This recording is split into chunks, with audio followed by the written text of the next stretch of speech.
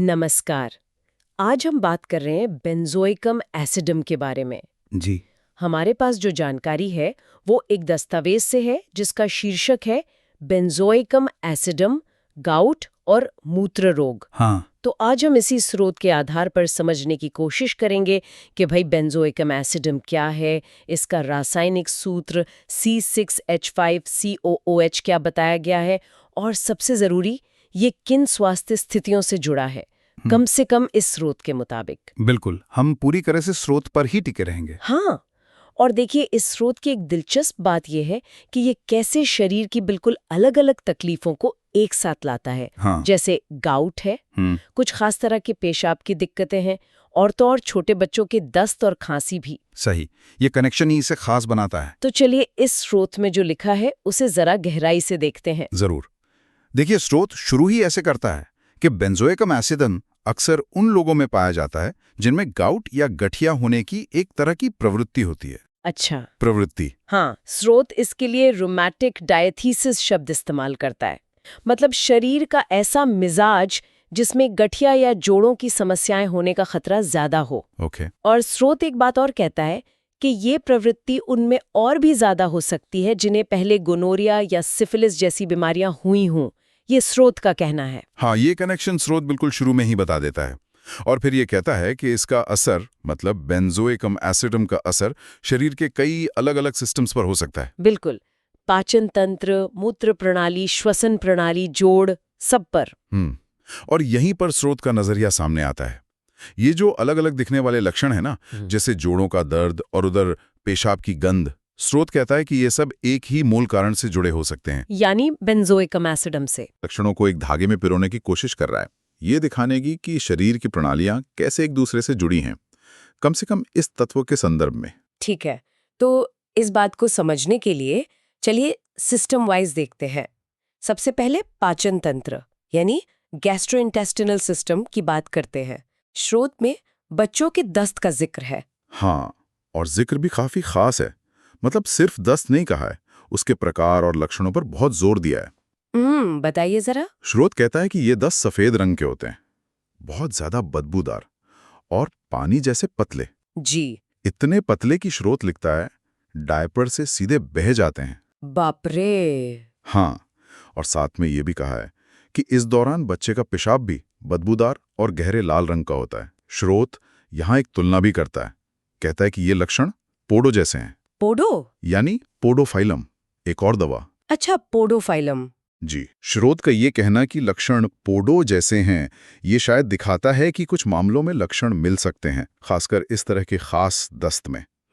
तो स्रोत के नजरिए से देखें तो दस्त का रंग सफेद, गंध बहुत तेज, स्थिरता पानी जैसा और साथ में पेशाब की हालत बदबूदार गहरा लाल, ये सब मिलकर एक खास तस्वीर बनाते हैं। और स्रोत इसे बेंजोइकम एसिडम से जोड़ता है। बिल्कुल। ये वाकई बहुत बारीक विवरण है। अच्छा, अब आते हैं मूत्र प्रणाली पर। Urinary system. स्रोत कहता है कि बेंजोइकम एसिडम से जुड़ी स्थितियों में पेशाब का रंग गहरा भूरा हो जाता है। हाँ, पर रंग से भी ज्यादा जोर आप देखेंगी स्रोत उसकी गंध पर देता है। गंध पर? हाँ, कहता है कि गंध अत्यधिक तीव्र हो जाती है, हाईली एग्रेवेटेड, इतनी तेज कि कमरे में फैल जाए। अच्छा। स्रोत इस असाधारण तेज गंध को एक बहुत ही अहम लक्षण मानता है, शायद इसलिए कि ये इसे दूसरी स्थितियों से अलग करने में मदद करती है। समझ गए। स्रोत कुछ और खास स्थितियों का भी जिक्र करता है, मूत्र प्रणाली से जुड़ी हुई। जी हाँ। जैसे नाजुक या कमजोर बच्चों में रात को बिस्तर गीला करने की समस्या। इसके लिए स्रोत एन्यूरेसिस नॉक्टर्ना शब्द इस्तेमाल करता है। एन्यूरेसिस नॉक्टर्ना। हाँ। हाँ, और इसके साथ ही बूढ़े लोगों की समस्या का भी जिक्र है।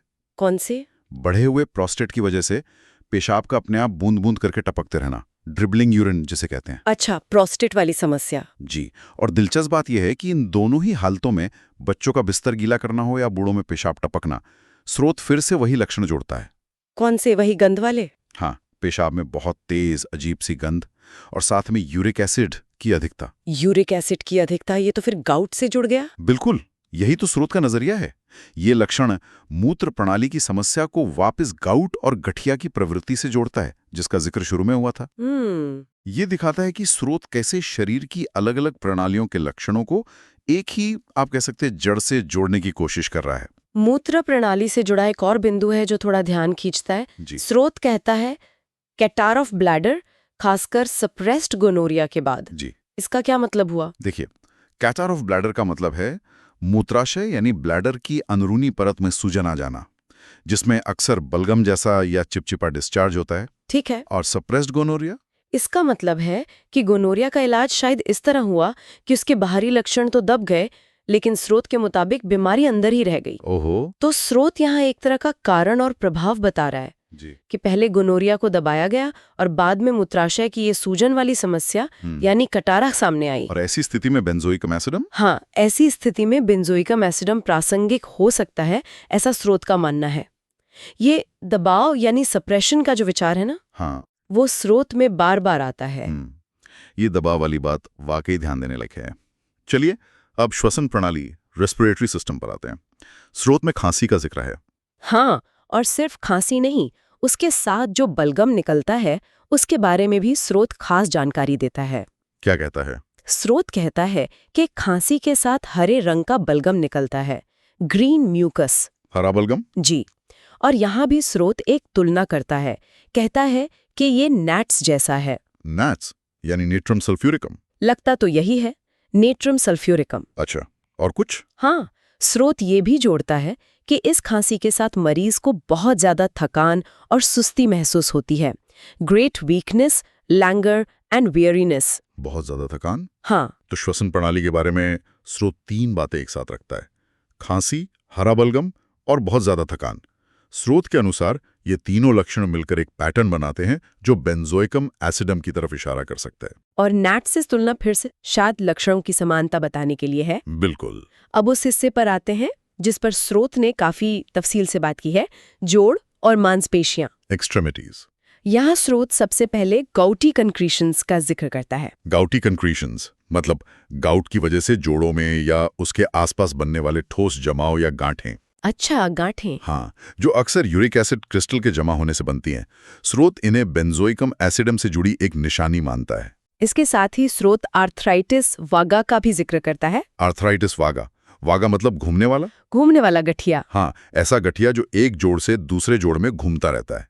मतलब दर्द और सूजन कभी किसी जोड़ में तो कभी किसी और में, एक जगह टिकता नहीं है। अच्छा। स्रोत कहता है कि बेंजोइकम एसिडम से जुड़े गठिया में ये घूमने वाला कैरेक्टर हो सकता है। और ये किन जोड़ों को प्रभावित करता है? स्रोत कहता है कि ये सभी जोड़ों को प्रभावित कर सकता है, लेकिन खासकर घुटनों पे इसका असर ज्यादा होता है। घुटनों पर? जी हाँ। और फिर एक बहुत ही खास लक्षण बताया गया है। क्या? जोड़ों में हरकत करने पर चटकने या कड़कने जैसी आवाज आना, क्रैकिंग ऑन मोशन। जोड़ों में चटकने की आवाज? ये तो कई लोगों को होती है। हाँ, लेकिन स्रोत के लिए ये सिर्फ एक आवाज नहीं है। इस चटकने को एक खास पहचान की तरह बताया गया है। अच्छा। स्रोत शायद ये कहना चाह रहा है कि ये लक्षण दूसरी तरह के गठिया में उतना आम नहीं होता, और अगर ये मौजूद है तो ये बेंजोइकम एसिडम की तरफ इशारा कर सकता है। ये उन खास लक्षणों में से एक है जिस पर स्रोत बार बार जोर देता है। समझ गई। इसके अलावा स्रोत नोडोसिटीज बनने का भी जिक्र करता है। नोडोसिटीज ये भी जोड़ों के आसपास बनने वाली गांठों या उभारों को कहते हैं। अक्सर गठिया में दिखती हैं। ये गाउटी कंक्रीशंस जैसी ही हैं? मिलती जुलती हो सकती हैं, पर थोड़ी अलग भी। स्रोत यहाँ फिर से तुलना करता है, कहता है कि ये लक्षण बर्ब, लित्सी और लाइस जैसे हैं। बर्ब, लित्सी, लाइस, ये भी दूसरी दवाएं होंगी। हाँ, लगता है बर्बरिस वल्गारिस, लिथियम कार्बोनिकम और शायद लाइसिनम। ये तुलनाएं फिर से शायद लक्षणों की समानता या फर्क बताने के लिए ही हैं, जैसा स्रोत में दिया है। तो जोड़ों के मामले में स्रोत कई बातें बता रहा है: ठोस जमाव, घूमने वाला दर्द, चटकने की आवाज, गांठें। दर्द कैसा होता है इसके बारे में कुछ बताया है? हाँ, बताया है। कहता है कि बड़े जोड़ों में और खासकर पैर के बड़े अंगूठे में गाउट वाला दर्द। हाँ बिल्कुल, पैर के बड़े अंगूठे में फाड़ने और सिलने जैसा दर्द होता है, टेयरिंग स्टिचिंग पेन्स। सिर्फ दर्द या सूजन वगैरह भी? नहीं, स्रोत ये भी जोड़ता है कि प्रभावित जोड़ों में लालिमा और सूजन भी होती है, रेडनेस एंड स्वेलिंग। ठीक है। ये गठिया के आम लक्षण हैं, लेकिन स्रोत इन्हें बेंजोइकम एसिडम की पूरी तस्वीर के हिस्से के तौर पर देखता है। और एक और बात समय से जुड़ी हुई, स्रोत कहता है कि गाउट की तकलीफ रात में बढ़ जाती है, एग्रेवेशन एट नाइट। जी, तो अगर हम जोड़ों से जुड़े लक्षणों को एक साथ देखें, जैसा स्रोत बताता है, दर्द का प्रकार फाड़ने सिलने जैसा, दर्द की जगह बड़ा अंगूठा, घुटने और घूमने वाला, साथ के लक्षण सूजन, लाली, चटकन, गांठें और तकलीफ का समय रात में बढ़ना। स्रोत इन सभी डिटेल्स को बेंजोइकम एसिडम की पहचान में महत्वपूर्ण मानता है। स्रोत बेंजोइकम एसिडम का संबंध कुछ दूसरी दवाओं से भी बताता है, रिलेशन वाले हिस्से में। ये तुलनाएं क्यों जरूरी हैं स्रोत के हिसाब से? देखिए, स्रोत के नजरिए से ये तुलनाएं शायद प्रैक्टिशनर्स या रिसर्चर्स के लिए उपयोगी हो सकती हैं। कैसे? ये समझने में मदद करती हैं कि बेंजोइकम एसिडम किन दूसरी दवाओं से मिलता जुलता है और किन मामलों में ये उन दवाओं से बेहतर या अलग हो सकता है। ये एक तरह से बेंजोइकम एसिडम को दवाइयों के बड़े नक्शे में रखने की कोशिश है, जैसा स्रोत में दिया गया है। स्रोत कहता है कि ये कुछ मामलों में कॉप, कालीनाइट्रम, फेर और थुजा जैसा है। कॉप मतलब कोपाइवा, कालीनाइट्रम मतलब कालीनाइट्रिकम, फेर मतलब फेरम, थुज मतलब थूजा। बहुत संभव है, ये संक्षिप्त नाम अक्सर इस्तेमाल होते हैं। बिस्तर गीला करने की समस्या में इसका खास जिक्र है, खासकर तब जब कालीनाइट्रम काम न करें। और गठिया की शिकायतों में इसकी तुलना बर्ब यानी बर्बरस वल्गैरिस और लिथक यानी लिथियम कार्बोनिकम से की गई है। ये जो तुलनात्मक विश्लेषण है ना, ये दिखाता है कि स्रोत सिर्फ लक्षणों की लिस्ट नहीं दे रहा, हाँ, बल्कि वो अलग अलग पदार्थों के बीच के बारीक फर्क और समानताओं को भी बताने की कोशिश कर रहा है, ताकि किसी खास स्थिति के लिए सबसे सही दवा चुनने में मदद मिल सके। ऐसा स्रोत का उद्देश्य रखता है। स्रोत ये भी बताता है कि बेंजोइकम एसिडम कब खास तौर पर उपयोगी हो सकता है, जैसे जब गाउट के इलाज में कॉल्चियम फेल हो जाए। कॉल्शियम यानी कॉल्चिकम? हाँ, शायद कॉल्चिकम। और एक और दिलचस्प स्थिति बताई है। वो क्या? जब गोनोरिया को दबाने के लिए कॉप यानी कोपाइवा का बहुत ज्यादा इस्तेमाल किया गया हो। अच्छा, ये फिर से वही दबाव वाली बात आ गई। बिल्कुल, वही सप्रेशन वाला विचार जिसका जिक्र हमने पहले ब्लैडर कैटरर के बारे में किया था।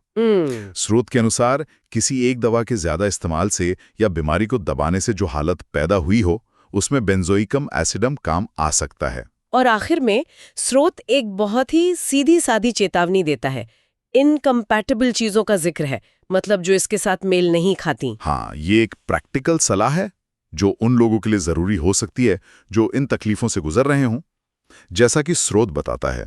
स्रोत साफ कहता है कि वाइन इसके साथ असंगत है, मतलब वाइन पीने से बेंजोइकम एसिडम से जुड़ी परेशानियां बढ़ सकती हैं, जैसे मूत्र की दिक्कतें, गाउट, गठिया की तकलीफें। तो स्रोत का साफ निर्देश है कि जिन हालातों में बेंजोइकम एसिडम इंडिकेटेड है, उनमें वाइन से परहेज करना चाहिए। ये एक लाइफस्टाइल से जुड़ा सुझाव है। हाँ, जो स्रोत की पूरी तस्वीर का हिस्सा है। ठीक है, तो हमने स्रोत के अलग अलग हिस्सों को देखा, अब जरा इस सारी जानकारी को समेटते हैं।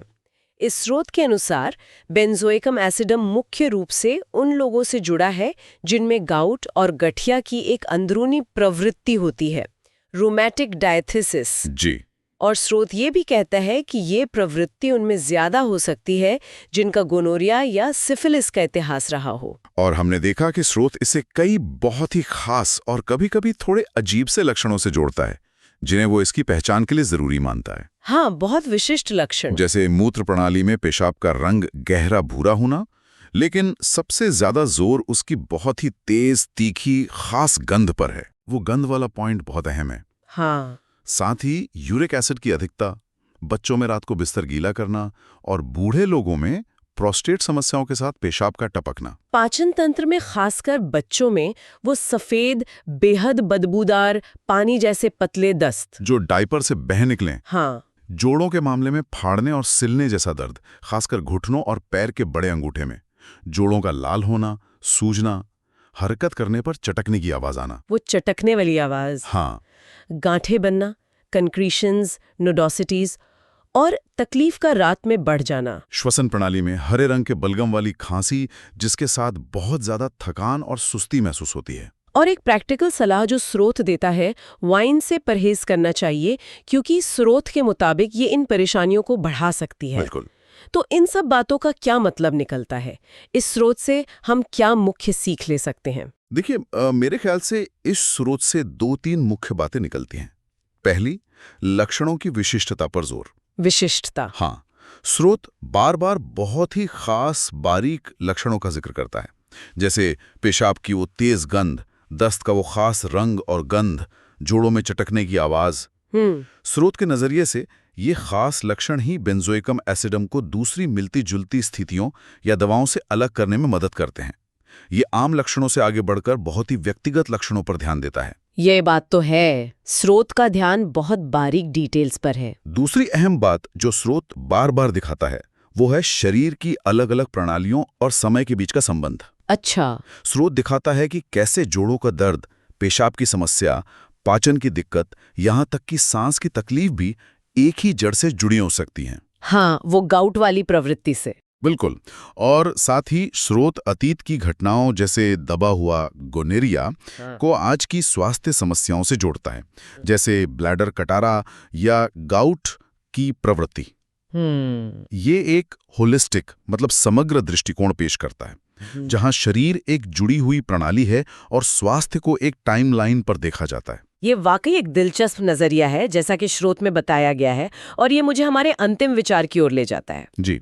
ये स्रोत स्वास्थ्य समस्याओं के दबाव यानी सप्रेशन के विचार पर गंभीरता से सोचने पर मजबूर करता है। हाँ, वो गोनोरिया वाला उदाहरण। हाँ, जैसा स्रोत में इशारा किया गया है कि जब गोनोरिया जैसी बीमारी को कथित तौर पर बाहरी लक्षणों से दबा दिया गया, तो शायद मूत्राशय की समस्याएं या गठिया की प्रवृत्ति जैसी ज्यादा गहरी समस्याएं सामने आईं। ये सिर्फ इस स्रोत का नजरिया है, जाहिर है, लेकिन ये सवाल जरूर खड़ा करता है, क्या ऐसा हो सकता है कि शरीर में एक समस्या को सतह पर दबाने से वो कहीं और किसी दूसरे, शायद ज्यादा गहरे रूप में सामने आ जाए? ये एक जटिल सवाल है। हाँ, बहुत जटिल सवाल है। इस पर अलग-अलग स्वास्थ्य दर्शन अलग-अलग राय रखते हैं, लेकिन इस स्रोत के अनुसार ये एक महत्वपूर्ण पहलू है, इस पर आगे सोचा जा सकता है।